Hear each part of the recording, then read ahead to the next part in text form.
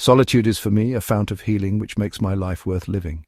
Talking is often a torment for me, and I need many days of silence to recover from the futility of words. In a world saturated with noise, endless conversations, and a demand for constant engagement, solitude often remains misunderstood, feared by some and revered by others.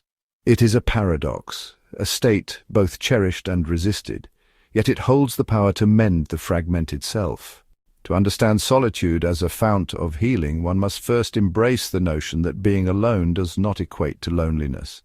Loneliness is a hunger for connection. Solitude is a sanctuary of the self. In solitude, one is not lost but found. The silent spaces between words allow the soul to breathe, to listen inwardly, and to integrate the chaos of existence into meaning. The futility of words is another notion that resonates deeply in Jung's statement. Language, while our most powerful tool of communication, often fails to capture the essence of experience. Words become a veil, a shadow of the truth, rather than its revelation. Meaning, when translated into language, becomes diluted, subject to misinterpretation, and often used frivolously. Incessant chatter, small talk, and verbal clutter can be exhausting, draining the mind rather than enriching it. For those who seek depth, talking can indeed become a torment, an imposition rather than an exchange. Silence, on the other hand, has a purity that words seldom possess. It is in silence that we encounter the deepest truths about ourselves.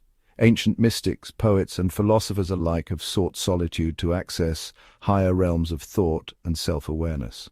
The Stoics believed in the power of inner reflection, the Buddhists in the necessity of silent meditation, and transcendentalists like Thoreau retreated into nature to commune with the self beyond societal distractions. In solitude, one hears the whispers of intuition, the subtle movements of the unconscious mind. But solitude is not merely about absence, it is about presence. It is about being present with oneself in a way that is unfiltered and authentic. It is in solitude that the fragmented pieces of the self can be stitched together, where wounds can be examined without external interference, and where creativity is birthed without the constraints of expectation. Artists, writers, and thinkers throughout history have drawn from the wellspring of solitude, knowing that true originality emerges when one is undisturbed by the noise of the world. This healing power of solitude is not always immediate, nor is it easy to access. In a culture that glorifies productivity and socialization, solitude is often mistaken for idleness or isolation. But solitude is an art, a practice. It requires patience, discipline, and an acceptance of one's own company. The modern world, with its incessant notifications, endless streams of content, and the expectation to always be available, makes true solitude a rarity. Yet it is precisely in this overstimulated era that solitude is most needed. The process of healing through solitude is akin to a slow unfolding. At first, the silence may seem deafening, even uncomfortable. The mind, accustomed to external validation and distraction, resists the stillness. But with time, the resistance fades and clarity emerges. The self, no longer fragmented by outside influences, begins to understand its own nature.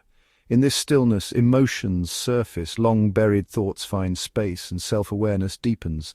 Life is made worth living through solitude speaks to the existential nourishment that silence provides. In solitude, one confronts the vastness of existence and, paradoxically, the intimacy of the self. It is in these quiet moments that one grasps the interconnectedness of all things, not through words, but through direct experience.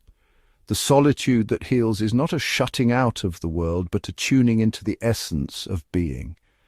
When we withdraw into solitude, we strip away the distractions of the external world and allow ourselves to experience raw existence.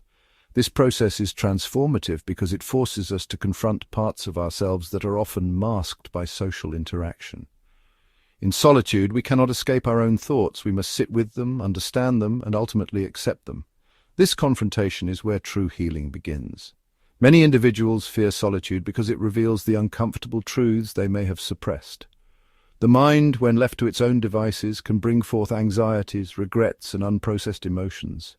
Yet avoiding solitude means avoiding these crucial encounters with the self.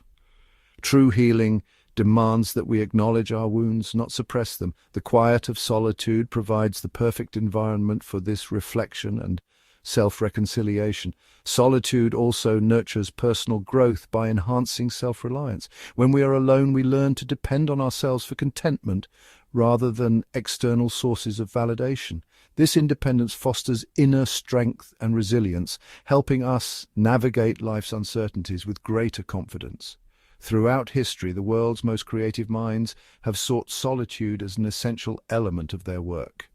Virginia Woolf, in her essay A Room of One's Own, argues that intellectual and creative pursuits require physical and mental space away from distractions. Leonardo da Vinci, Beethoven, and Nikola Tesla all recognized the necessity of being alone with their thoughts to create their masterpieces. Solitude grants the freedom to think deeply, to engage with ideas in an uninterrupted manner, and to allow imagination to flourish.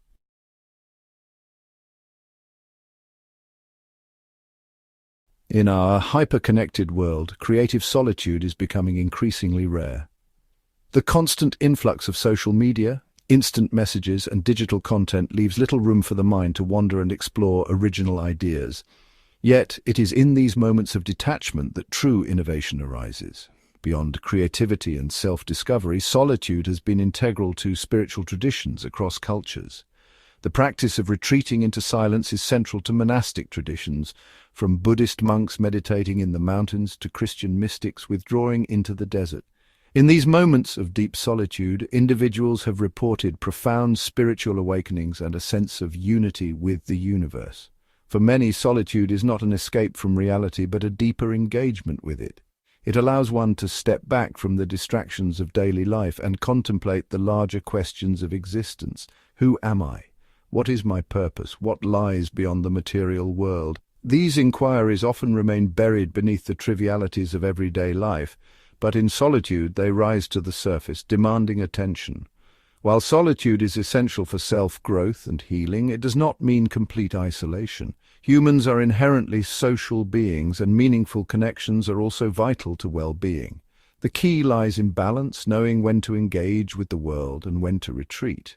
Jung himself, despite valuing solitude, did not completely detach from society. He used his time in isolation to refine his insights and then shared them with the world. One must recognize when solitude is needed for renewal and when social interaction is necessary for connection. It is not about choosing one over the other, but about harmonizing both aspects to lead a fulfilling life. Solitude is not merely a withdrawal from the world, but an immersion into the self.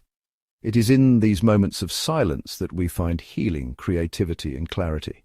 My insight into the necessity of solitude remains more relevant than ever in our modern age, where distractions abound, and the demand for constant engagement can leave us feeling depleted. By embracing solitude, we reclaim our inner peace, reconnect with our authentic selves, and cultivate a deeper understanding of existence. In this quiet space, we do not lose ourselves, we become whole. To step into solitude is to step into a sacred realm where the mind, heart, and soul can finally breathe. It is here, in the vast openness of silence, that we truly come alive.